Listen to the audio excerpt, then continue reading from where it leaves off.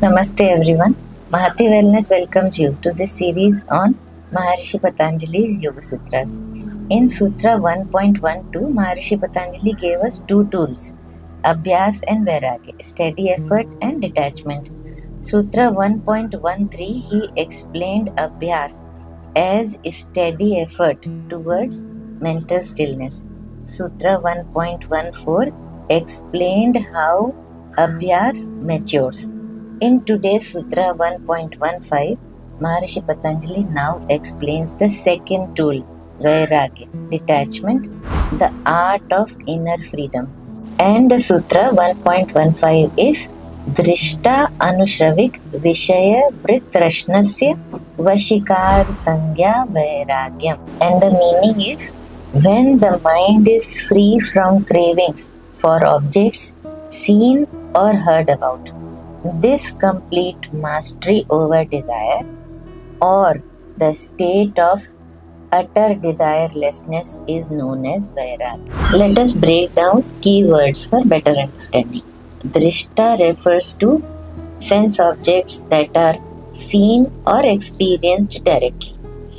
Anushravik refers to those heard about in scriptures or traditions such as heavenly pleasures or unseen worlds. Next word is Vishaya, means objects of experience that attract senses in the mind. The next word is Vitrashnasya, meaning one who is free from Trishna or craving. Next word is Vashikar Sangya, which means the state of self-mastery or control. The last word in the sutra is Vairagyam, meaning dispassion, detachment, or freedom from desire. So the Vairagya is not rejection, it is freedom from dependence. It is the ability to remain inwardly undisturbed towards attraction or aversion, whether towards the objects of the world, Drishta, or the next, Anushravik. When the mind neither longs for pleasure or clings to things seen or heard of, when the mind remains peaceful even in their presence, that inner mastery is called Vairagya. Maharishi Patanjali reminds us that attachment is the root of mental restlessness. Even the noble desires like experiences, recognition, or spiritual rewards can also bind us. True Vairagya arises not from suppression but from understanding, from seeing the impermanence of experiences. Imagine holding a handful of sand. The tighter you squeeze, the more it slips away. And if you hold it gently, it remains. Similarly, Vairagya is open hand of awareness, not clinging, not rejecting, simply allowing. Or think of a lotus in a pond. It remains in the water but remains untouched by it. In the same way, a yogi lives amidst the world but is not entangled by it. Together, these two, Abhyas and Vairagya, they form twin wings of yoga.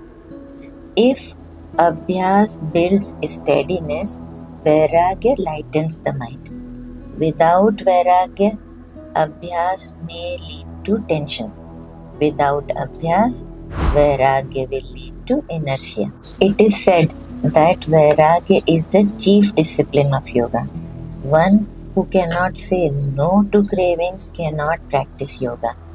This means detachment is not disinterest, it is freedom, swatantrata. A mind free from compulsion is naturally calm, capable of seeing things clearly, viveka, and ready for meditation. Let us ask ourselves, can I enjoy life's experiences without clinging to them, without fearing their loss?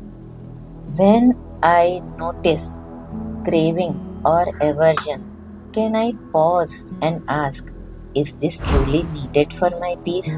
What it would mean to walk through the world without expectations, without dependence. So, the essence of Sutra 1.15 is Vairagya is mastery over desire.